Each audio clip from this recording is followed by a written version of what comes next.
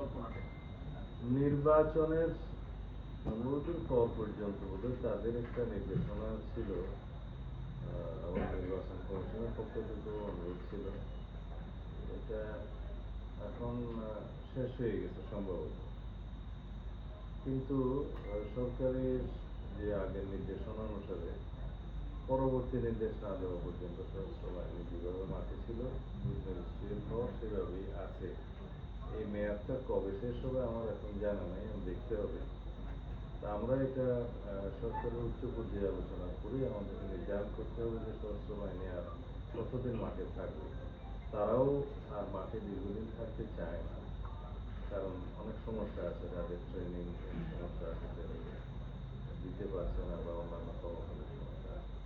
কিন্তু আমরা এখন সরকারে দায়িত্ব নেওয়ার পরে আইন শৃঙ্খলা পরিস্থিতি কতটুকু কি উন্নয়ন হয়েছে, কি করা যায়, সেটা একটা সমন্বিতভাবে আমাদেরকে দেখতে হবে। এখন এই মুহূর্তে আমি বলতে পারছি না তাদেরকে কবে উদ্ধার করা হবে, তবে অবশ্যই সেনাবাহিনীকে মাঠপর্যায় থেকে এক সময় উদ্ধার করা প্রয়োজন, করতে হবে।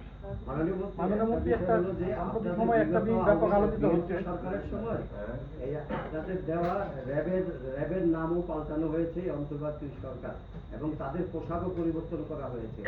আপনারা কি সেই র্যাবের নাম রাখবেন কিনা, এবং এই পোশাক যে পরিবর্তন এটা কি আবার চেঞ্জ করবেন কিনা আপনার বলছেন? এটা একটা জন চাহিদা আছে এবং জেলা জাতীয় সনদেও একটা সুপারিশ গৃহীত আছে যে র্যাবের বিষয়ে কিছু সিদ্ধান্ত নিতে হবে, র্যাব বিলুপ্ত করার বিষয়ে, র্যাবের নাম পরিবর্তন করার বিষয়ে। কিন্তু ওগুলো সব রাজনৈতিক সমঝোতা, কিন্তু বাস্তবতার নিরিখে আমাদেরকে সিদ্ধান্ত নিতে হবে। আমরা একটা specialised force, law enforcing force আমাদের দেশে চাই কিনা, এর উত্তর হবে অবশ্যই চাই। তখন আমরা সেটা কি আদলে রাখবো, তাদের জুরিসডিকশন কি হবে এবং তাদের অ্যাকাউন্টেবিলিটি কি হবে, তাদেরকে কিভাবে আমরা ট্রান্সপারেন্ট রাখতে পারি এবং সর্বোচ্চ সেবা গ্রহণ করতে পারি, এগুলো পরীক্ষা নিরীক্ষা করে আমরা এই বিষয়ে সিদ্ধান্ত নেব। মাননীয় মন্ত্রী, আমার একটা কোশ্চেন যে গত ভারতীয় হাইকমিশনের সাথে বৈঠক